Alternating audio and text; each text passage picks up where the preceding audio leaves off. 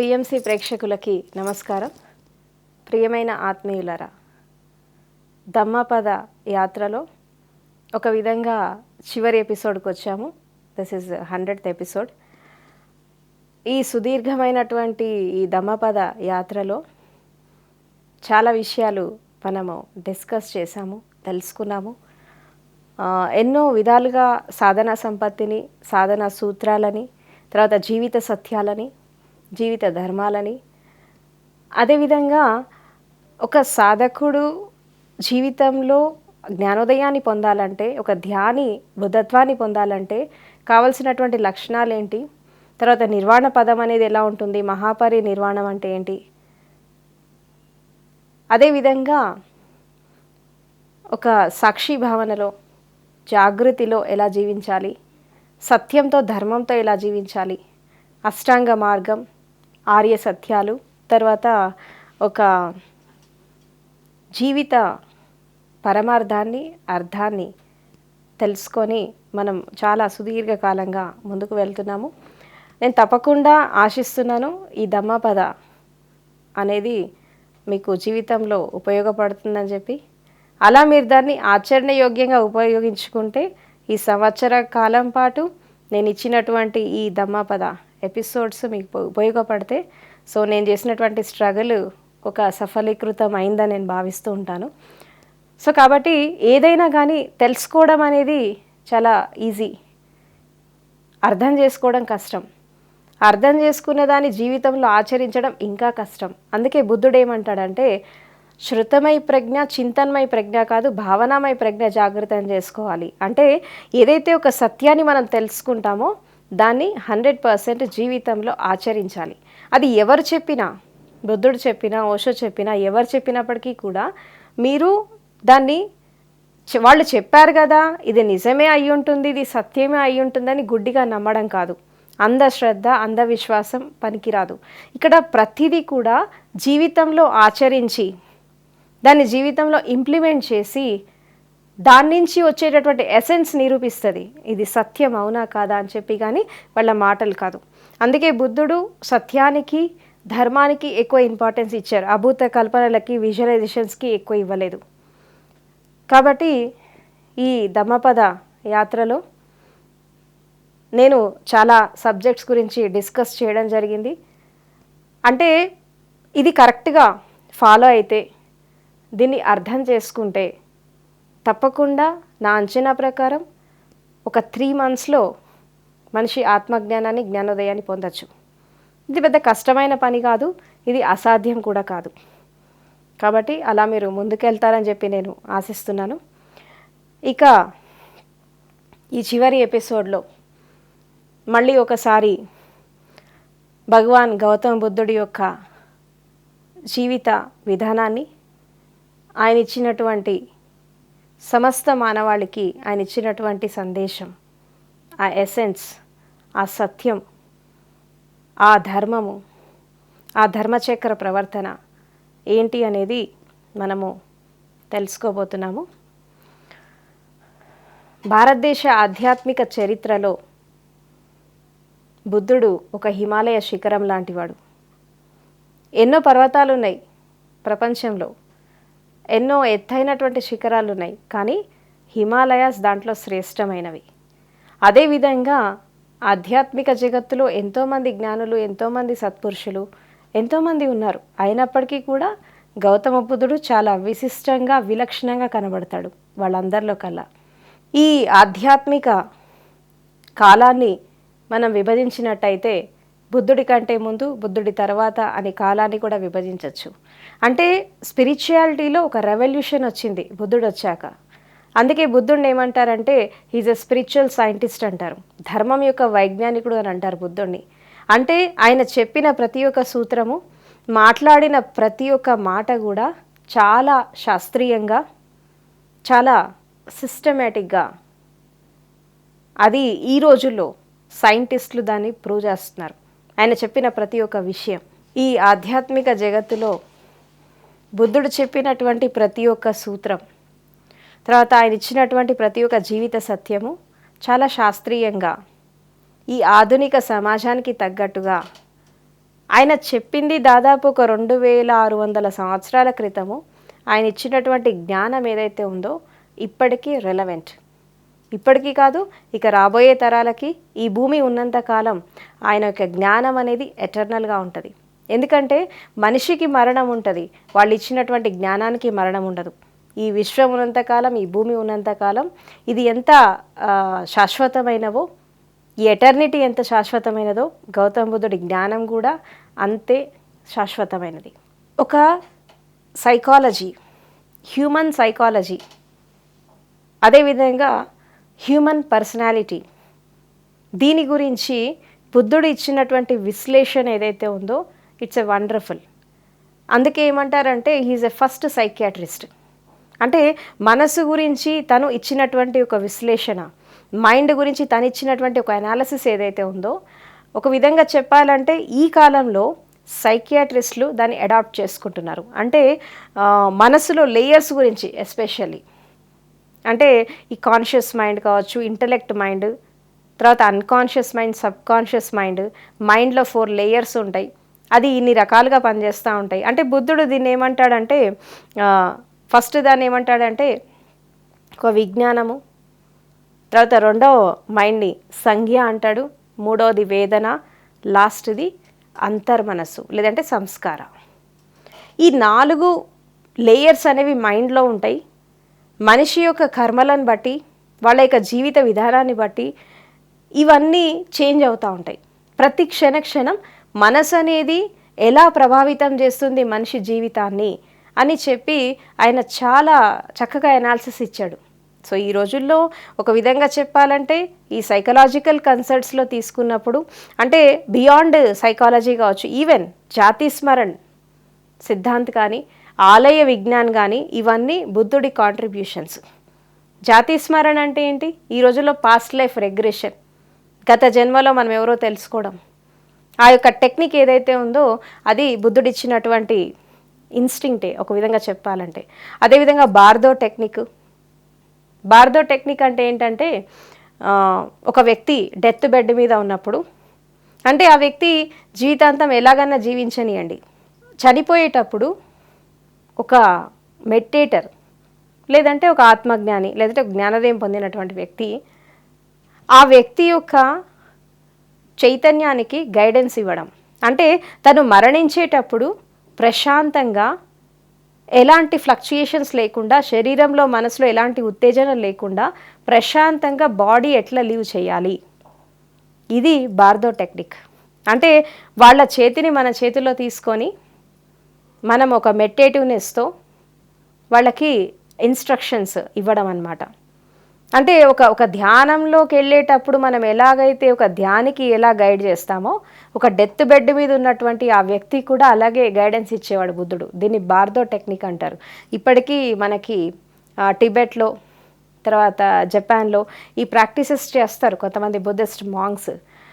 And ఇంకోటి ఏంటంటే all Buddhist masters యొక్క ఎనర్జీ తీసుకొని, all enlightened masters especially Buddhist monks యొక్క ఎనర్జీ తీసుకొని హీలింగ్ ఇచ్చేటటువంటి ఒక టెక్నిక్ ఉంది, దాన్ని లామాఫెరా అంటారు. ఇవన్నీ కూడా బుద్ధుడు ఇచ్చినటువంటి కాంట్రిబ్యూషన్స్. చాలామందికి ధ్యానం ఇదే అంటారు, but he has contributed so much to the society. ఈ రోజుల్లో వచ్చినటువంటి శాస్త్ర సాంకేతిక విజ్ఞానం ఏదైతే ఉందో, తర్వాత అదేవిధంగా ఎస్పెషల్లీ అంతర్యాత్రలోకి వెళ్ళినప్పుడు, ఆధ్యాత్మిక యాత్రలోకి వచ్చినప్పుడు శరీరం యొక్క విజ్ఞానం ఏంటి, మనసు యొక్క విజ్ఞానం ఏంటి, ఈ భౌతిక ప్రపంచం యొక్క విజ్ఞానం ఏంటి, ఈ భౌతిక ప్రపంచం యొక్క అంతిమ సత్యం ఏంటి, అల్టిమేట్ గోల్ ఏంటి, వీటన్నిటి గురించి కూడా ఒక సైంటిస్ట్ లాగా ఒక అనాలిసిస్ ఇవ్వడం జరిగింది. బుద్ధుడి జీవితంలో, ఆయన జీవితంలో జరిగినటువంటి కొన్ని ఘట్టాలను మనం చూస్తుంటే, కొన్ని ఇన్సిడెంట్స్ని చూస్తే, ఆయన రాజకుమారుడు కానీ రాజభవనంలో పుట్టలేదు, ప్రకృతి మధ్యలో జన్మించాడు. ఆమె మాయాదేవి వాళ్ళ పుట్టింటికి వెళ్తున్నటువంటి క్రమంలో ఆ మార్గ మధ్యలో లుంబిని వనంలో జన్మిస్తాడు. పుట్టడమే ప్రకృతి మధ్యలో పుట్టాడు. అదేవిధంగా ఆయన ఇల్లు వదిలిపెట్టి వెళ్ళాక దాదాపు ఒక 12 సంవత్సరాలు ఆ ప్రకృతి మధ్యలోనే గడిపాడు. చెట్ల కింద, అడవులలో, గుట్టలలో, వీటిట్లోనే ఎక్కువ గడిపాడు. ఇక తనకి జ్ఞానోదయం వచ్చినప్పటికీ కూడా అది కూడా ఒక చెట్టు కింద, బోధి వృక్షం కింద జ్ఞానోదయం పొందాడు. 40 సంవత్సరాలకి ఆయన జ్ఞానోదయం వచ్చాక 80 సంవత్సరాల వరకు ఆయన ధర్మ ప్రచారం చేశాడు. ఈ 40 సంవత్సరాల ఆయన జీవితంలో చూస్తుంటే కూడా మొత్తం ప్రకృతి మధ్యలోనే గడిపాడు. అంటే ఆల్మోస్ట్ వాళ్ళు సంవత్సరం అంతా కూడా ఈ కాలినడకన ఒక ఊరు నుంచి ఇంకో ఊరు అలా వెళ్తూ వెళ్తూ వెళ్తూ ధర్మ ప్రచారం చేస్తూ కేవలం ఒక వర్షాకాలం వచ్చినప్పుడు మాత్రమే ఒక చోట స్టే చేసేవాళ్ళు. మిగతా టైం అంతా వాళ్ళు యాత్రలోనే ఉండేవాళ్ళు. ఇప్పటికీ అలాగే ఉంటున్నారు. ఒకప్పుడు బుద్ధుడి కాలంలో కూడా అలాగే ఉండేది. ఒక వర్షాకాలం మాత్రం ఒక 3 months ఒక చోట స్టే చేసేవాళ్ళు. సో ఈ యొక్క జీవిత యాత్రలో కూడా ఆయన బోధించినటువంటి ప్రతి ఒక్క సూత్రం ఏదైతే ఉందో మొత్తం ప్రకృతి మధ్యలోనే బోధించాడు ఆయన. అంటే అలాంటి పుట్టడం ప్రకృతి మధ్యలోనే పుట్టాడు. ఆయన యొక్క జీవితంలో జరిగిన ప్రతి ఒక్క సంఘటన ప్రకృతి మధ్యలోనే జరిగింది. ఆఖరికి తను మహాపరి నిర్వాణాన్ని పొందేటటువంటి క్రమంలో లాస్ట్లో ఆ కుషీనగర్లో కూడా అదే ప్రకృతి మధ్యలో ఆయన శరీరాన్ని వదిలిపెట్టాడు. అంటే మనిషి పుట్టుక ప్రకృతితోనే మొదలైంది. ఆయన లాస్ట్కి ఆ నిర్వాణం కూడా ఆ ప్రకృతి మధ్యలోనే ఆయన శరీరాన్ని వదిలిపెట్టాడు. అంటే ఇలాంటి వ్యక్తి ఈ బాహ్య ప్రపంచాన్ని, ఈ భౌతిక ప్రపంచాన్ని, ఈ ప్రకృతిని ఎంత అధ్యయనం చేసుంటాడు, ఎంత అనాలిసిస్ చేసుంటాడు.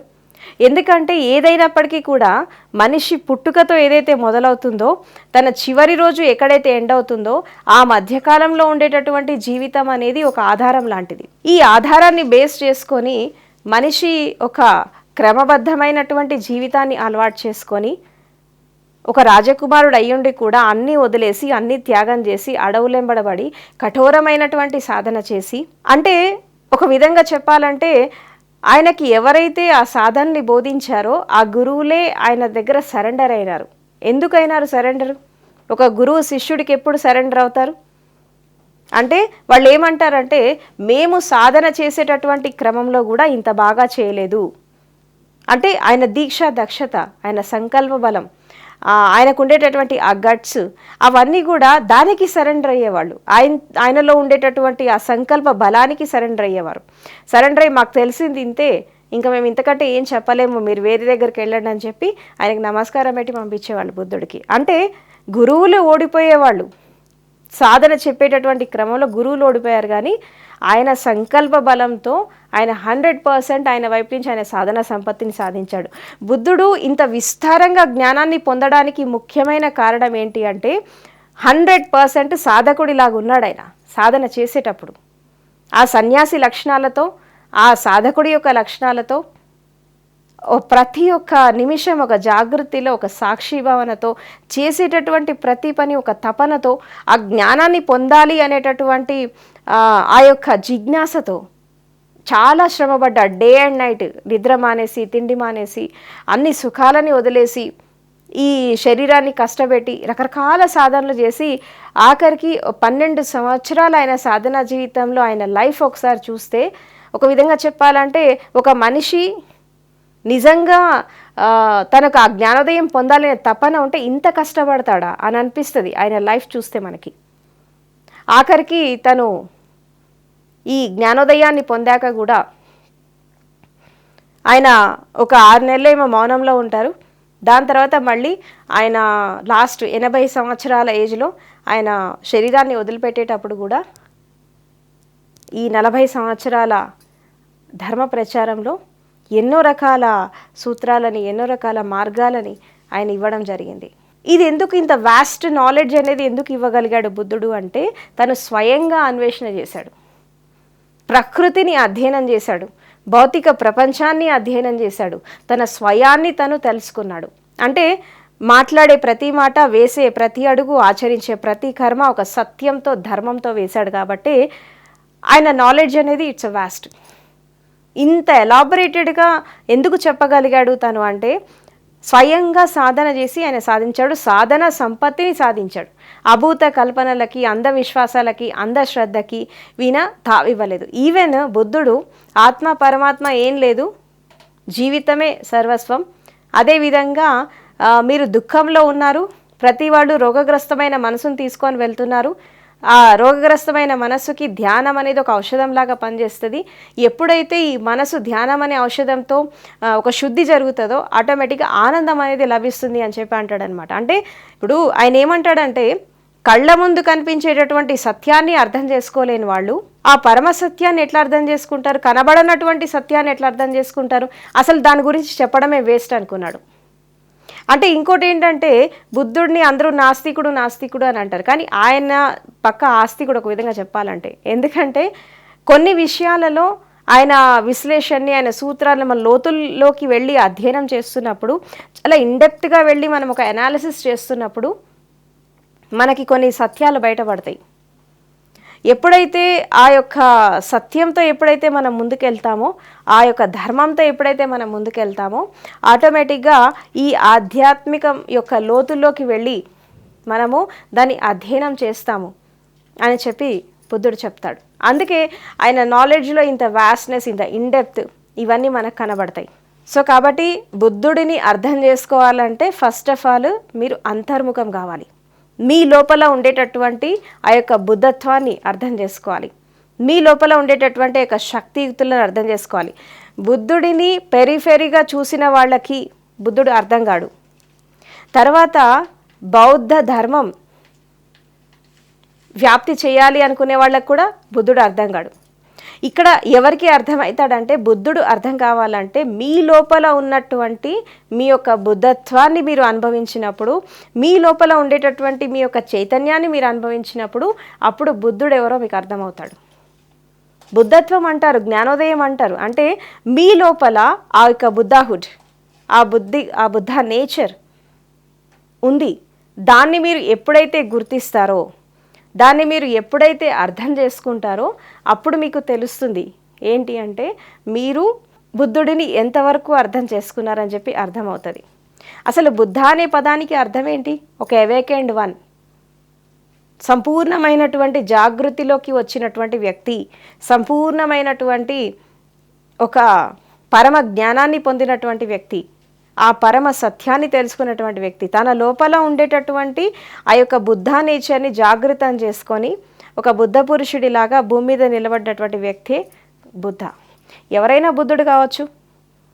ఎవరైతే ఆ సాధనా సంపత్తిని సాధిస్తారో, ఎవరైతే ఆ యొక్క జ్ఞానాన్ని అందిపుచ్చుకుంటారో ప్రతి వాళ్ళు కూడా ఆ యొక్క బుద్ధత్వాన్ని పొందొచ్చు. బుద్ధాహుడ్ ఈజ్ యువర్ ఇన్నర్ నేచర్. బుద్ధత్వం అనేది మీ ఆంతరంగిక స్వభావం. అది మీరు ఎప్పుడైతే గుర్తిస్తారో, దాన్ని ఎప్పుడైతే మీరు తెలుసుకుంటారో, అప్పుడు మీకు అర్థమవుతుంది బుద్ధుడి యొక్క స్వభావం ఏంటి అని చెప్పి. ఈ సమస్త మానవాళికి బుద్ధుడు ఇచ్చినటువంటి ఆ సందేశం ఏంటి, బుద్ధుడి యొక్క బోధనల యొక్క ఆంతర్యం ఏంటి, ఆయన ఇచ్చినటువంటి సూత్రాల యొక్క ఎసెన్స్ ఏంటి అని మనము చూసినట్టయితే, ఒక ఎలాబొరేటెడ్గా మనం చూసినట్టయితే, బుద్ధుడి మార్గం అంతా కూడా మధ్య మార్గం. అతి అనేది ఎక్కడ పనికిరాదు. జీవితం అనేది చాలా సమత్వంలో ఉండాలి, సమతతో ఉండాలి, ఈక్వానిమిటీతో ఉండాలి, ఈక్విపాయిస్తో ఉండాలి. ఎప్పుడైతే ఈక్వానిమిటీతో ఈక్విపాయిస్తో మనం ఎప్పుడైతే ఉంటామో, అప్పుడు ఆటోమేటిక్గా మనము ఆ స్థితికి మనం చేరుకుంటాం. ఆ స్థితిని చేరుకోవడానికి కావాల్సింది ఏంటి అని మనం చూస్తే, ఆయన ఏమంటాడంటే శీలము, సమాధి, ప్రజ్ఞ. ఎవరైతే శీలాన్ని ఎవరైతే కాపాడుకుంటారో, పంచశీలాలను ఎవరైతే జీవితంలో ఆచరిస్తారో వాళ్ళు మాత్రమే ధ్యానంలోకి ఎంటర్ అవుతారు. పంచశీలాల్లో మొదటిది ఏంటి? అహింస. రెండవది దొంగతనం చేయొద్దు. మూడవది అబద్ధం ఆడద్దు. నాలుగవది సెక్షువల్ మిస్కండక్ట్లోకి వెళ్ళొద్దు. ఐదవది ఏంటంటే మత్తు పదార్థాలకి దూరంగా ఉండాలి. అంటే ఒక విధంగా చెప్పాలంటే ఈ బ్రహ్మచర్యాన్ని పాటించాలి. ఎవరైతే ఈ పంచశీలాలని జీవితంలో ఆచరిస్తారో, ఇప్పుడు చాలామందికి ధ్యానం ఎందుకు వస్తలేదు, ధ్యానంలోకి ఎందుకు వెళ్ళలేకపోతున్నారంటే క్యారెక్టర్ని మెయింటైన్ చేయరు, సత్యంతో ధర్మంతో ఉండరు, శీలాన్ని కాపాడుకోరు, అందుకే ధ్యానం రాదు. కాబట్టి ఈ బుద్ధుడు ఏం చెప్తాడంటే, ఫస్ట్ శీలం, క్యారెక్టర్ అనేది చాలా ఇంపార్టెంట్. భౌతిక ప్రపంచంలో ఎదగాలన్నా, ఆధ్యాత్మికంగా ఎదగాలన్నా క్యారెక్టర్ అనేది చాలా ఇంపార్టెంట్ అని చెప్పి బుద్ధుడు శీలానికి ఫస్ట్ ఇంపార్టెన్స్ ఇస్తారు. ఎవరైతే శీలాన్ని కాపాడుకుంటారో ఆటోమేటిక్గా వాళ్ళ శారీరక కర్మలు శుద్ధి జరుగుతాయి, మానసిక కర్మలు శుద్ధి జరుగుతాయి, అదేవిధంగా భావం కూడా శుద్ధి జరుగుతుంది. శీలాన్ని కాపాడుకుంటే శరీర శుద్ధి, మనశుద్ధి, భావశుద్ధి జరుగుతుంది. అదేవిధంగా శీలాన్ని కాపాడుకుంటూ ధ్యానంలోకి ప్రవేశిస్తే, అదేవిధంగా ధ్యానంలో ప్రవేశించాక ఇక్కడ మనసు అనేది అంతఃకరణ శుద్ధి జరుగుతుంది, ఒక పరిపూర్ణమైనటువంటి శుద్ధి జరుగుతుంది. దాని తర్వాత మనిషి ఏం చేస్తాడంటే సమాధిలోకి ప్రవేశిస్తాడు. ధ్యాన స్థితి అనేది అక్కడ సంభవిస్తుంది. ఎప్పుడైతే ధ్యాన స్థితిని పరిపూర్ణంగా అర్థం చేసుకొని వెళ్తారో, ఈ ధ్యాన స్థితిని ఎప్పుడైతే ఒక పరిపూర్ణత్వాన్ని పొందుతారో, నెక్స్ట్ సమాధి స్టేట్లోకి వెళ్తారు. సమాధి అంటే ఏంటి? ఈ యొక్క జీవించి ఉండగా ఈ మరణించేటటువంటి కళ నేర్చుకోవడం, ఆర్ట్ ఆఫ్ డయింగ్.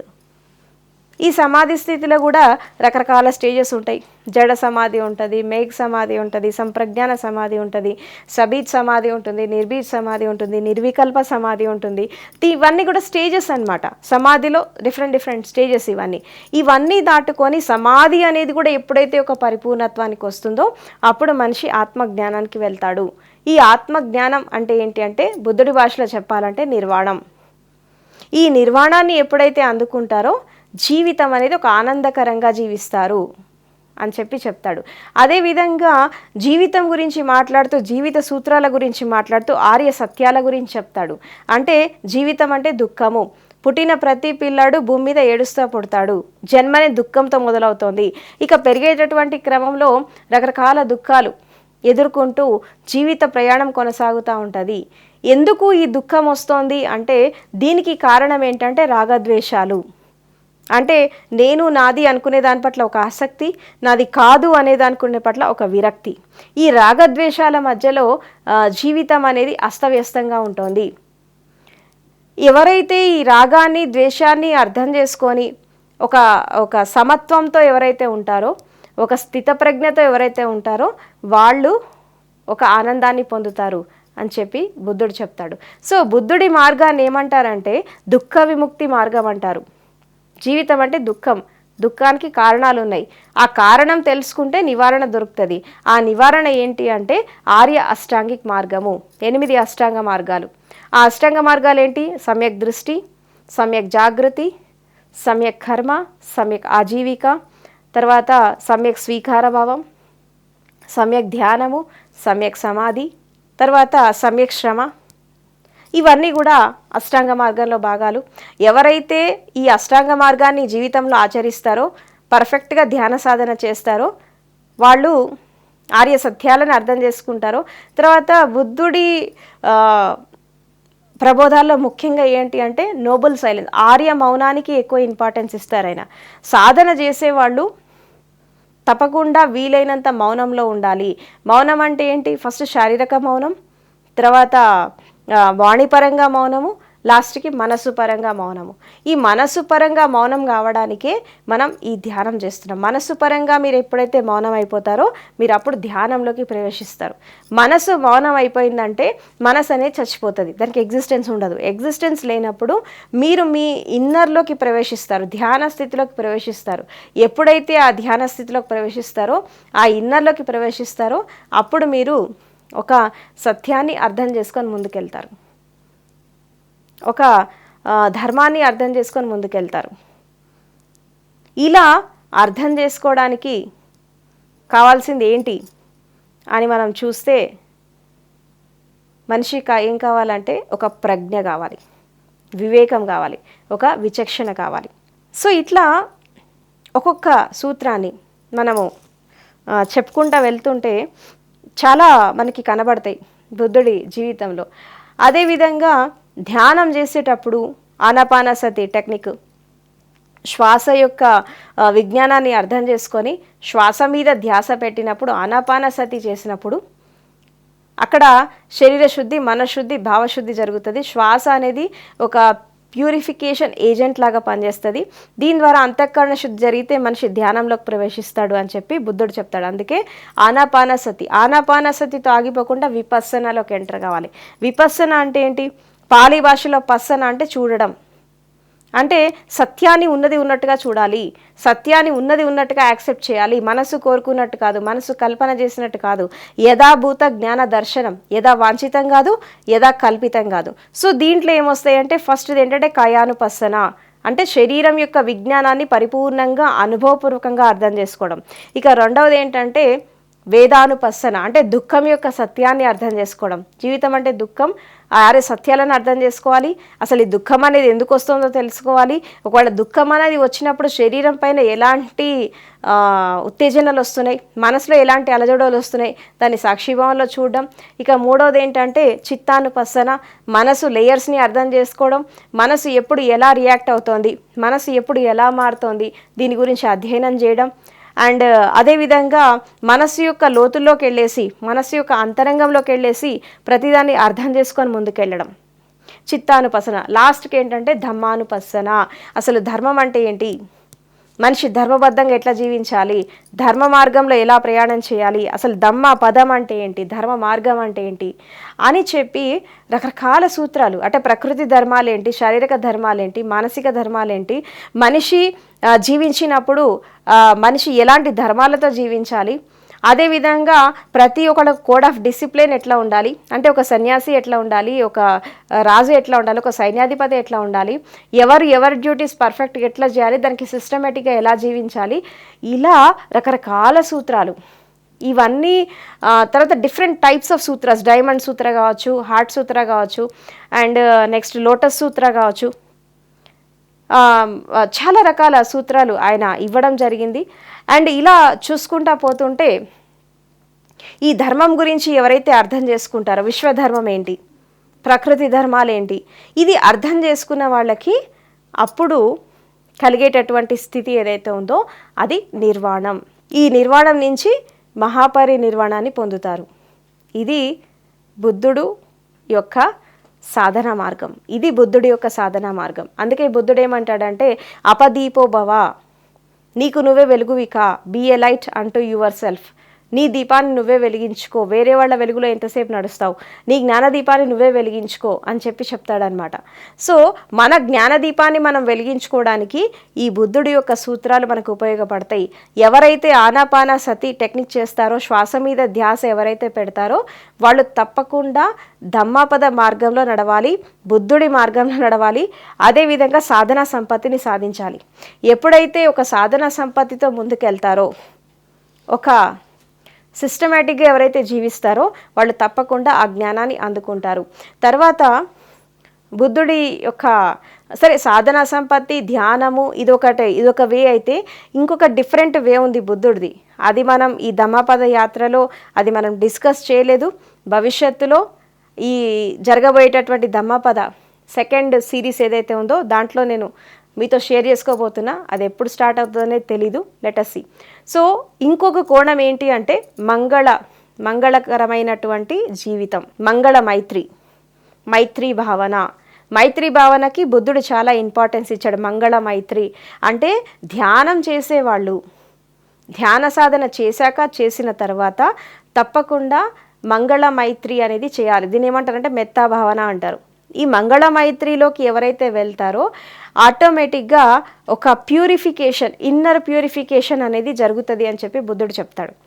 ఇప్పుడు మంగళకరమైనటువంటి సూత్రాలు ఉన్నాయి, మా మైత్రి భావనకి సంబంధించినటువంటి కొన్ని సూత్రాలు ఉన్నాయి.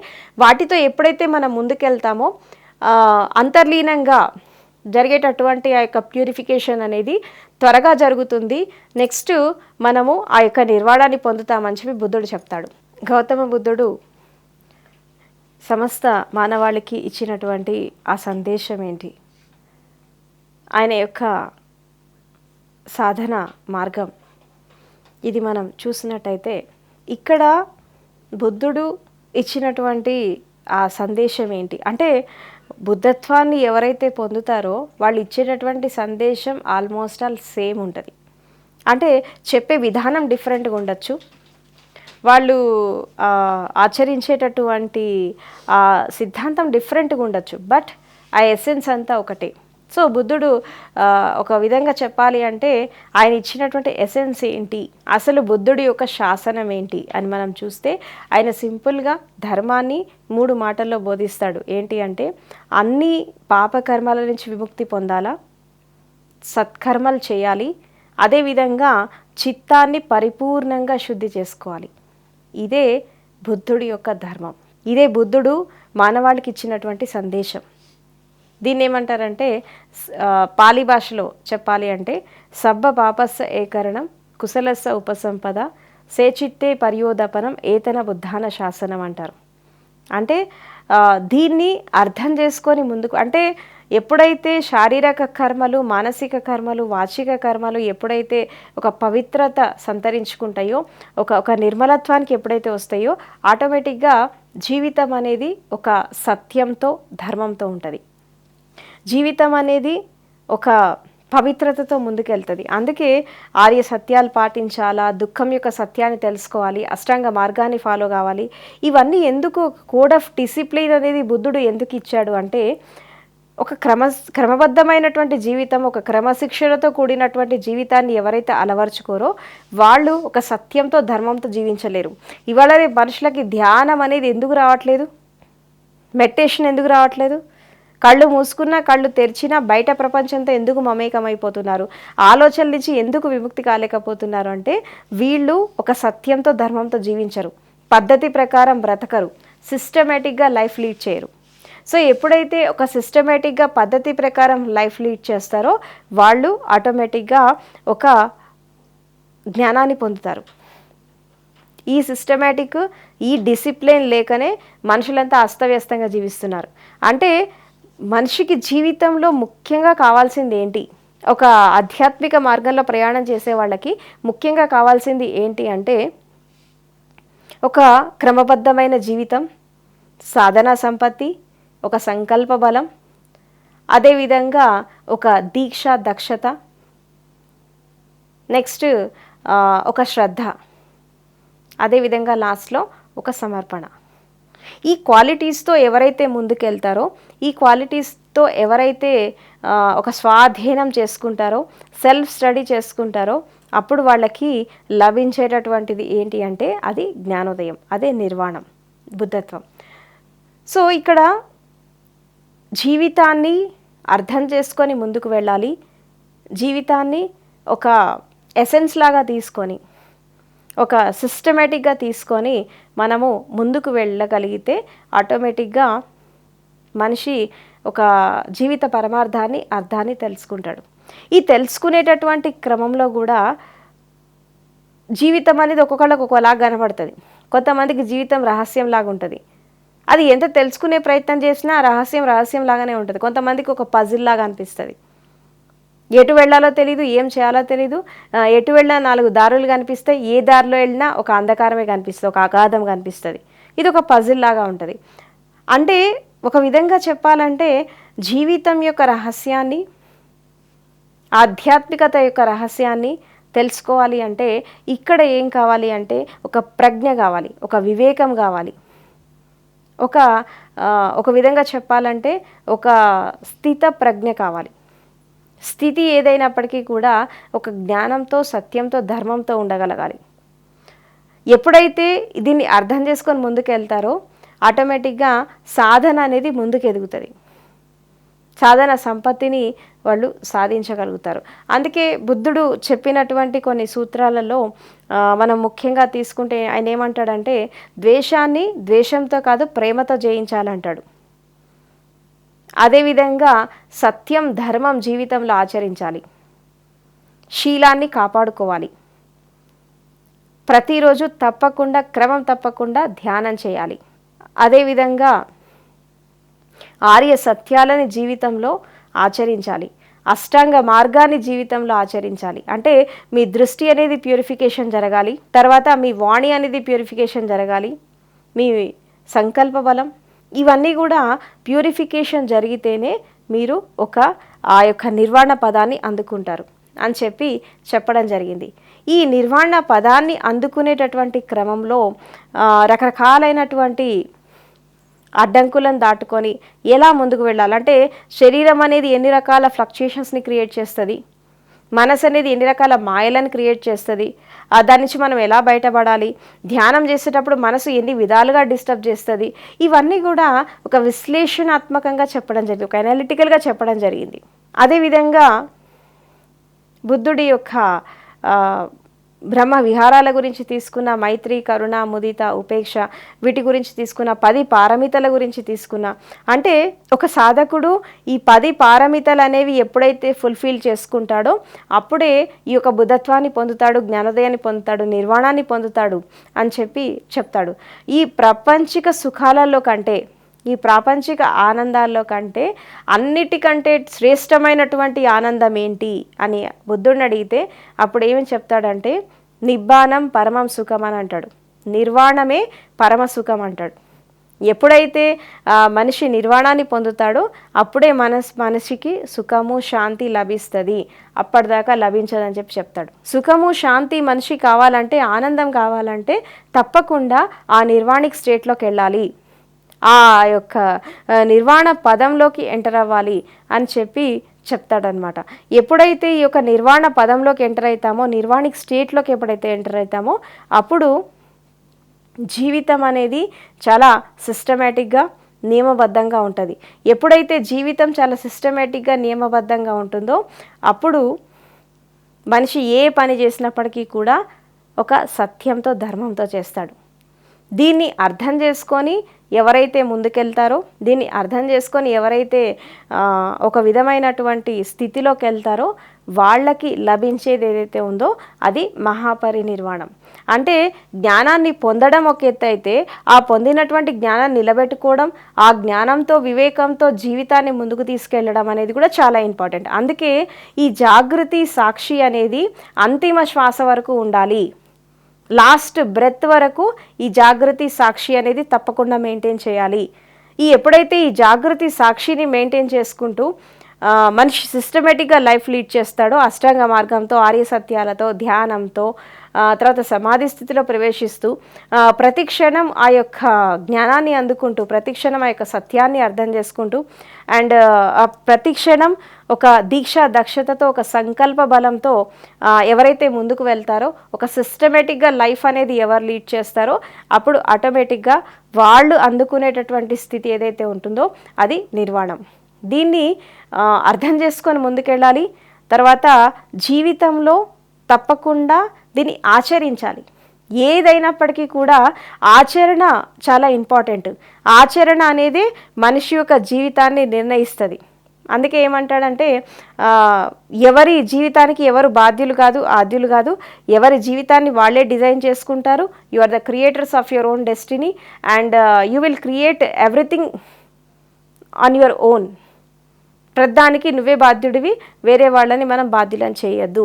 ఈరోజు మనం ఇలా ఉన్నామంటే దానికి కారణం మనమే, దానికి ఎవరు బాధ్యులు కాదు. కాబట్టి మీ జీవితాన్ని మీ చేతుల్లో తీసుకోండి. మీ యొక్క జీవిత సత్యంతో ముందుకు వెళ్ళండి. మీరు ఆచరించేటటువంటి జీవిత సత్యాలని ముందుకు తీసుకెళ్ళండి. అప్పుడు మీరు లైఫ్లో కంప్లీట్గా ఆ యొక్క ఆనందాన్ని పొందగలుగుతారు. ఎప్పుడైతే ఆనందాన్ని, సత్యాన్ని అర్థం చేసుకుంటారో, ఎప్పుడైతే సిస్టమేటిక్గా లైఫ్ లీడ్ చేస్తారో మీరు ఆ స్థితిని అందుకుంటారని బుద్ధుడు చాలా క్లియర్గా చెప్తాడు. కాబట్టి మిత్రులారా, దీన్ని అర్థం చేసుకొని ముందుకెళ్ళండి. జీవితంలో ఒక సత్యంతో, ధర్మంతో ముందుకెళ్ళండి. ఈ ధమ్మపద యాత్రలో, ఈ యొక్క ధర్మ మార్గంలో మీరంతా ప్రయాణం చేస్తారని నేను ఆశిస్తున్నాను. అదేవిధంగా గౌతమ బుద్ధుడి యొక్క ఆశీర్వాదం, తర్వాత ఎన్లైటెడ్ మాస్టర్స్, బుద్ధిస్ట్ మాంగ్స్ యొక్క బ్లెస్సింగ్స్ మీ అందరికీ ఉండాలని నేను కోరుకుంటున్నాను. అదేవిధంగా యూనివర్సల్ కాన్షియస్నెస్ యొక్క బ్లెస్సింగ్స్ కూడా మీ అందరిపై వచ్చి మీరంతా కూడా ఎంత త్వరగా వీలైతే అంత త్వరగా ఆత్మజ్ఞానం, అదేవిధంగా జ్ఞానోదయం పొంది మీ జీవితాన్ని సార్థకం చేసుకోండి.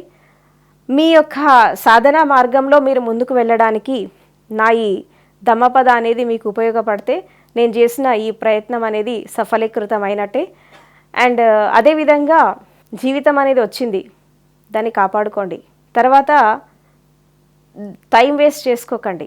జీవితంలో సమయం లేదు, దాన్ని సద్వినియోగం చేసుకోండి. ఒక జ్ఞానంతో, సత్యంతో ముందుకెళ్ళండి. తర్వాత జీవితం యొక్క అర్థం, పరమార్థాన్ని తెలుసుకొని ముందుకెళ్ళండి. సత్యాన్వేషణ చేయండి, జ్ఞానాన్వేషణ చేయండి. జ్ఞానోదయాన్ని పొంది మీరు కూడా బుద్ధ పురుషుల్లాగా భూమి మీద నిలబడండి. అదేవిధంగా మీ లోపల ఉండేటటువంటి ఒక బుద్ధ నేచర్ని జాగృతం చేసుకోండి. అందుకే ఏమంటారంటే this very body is a temple and your being is the Buddha.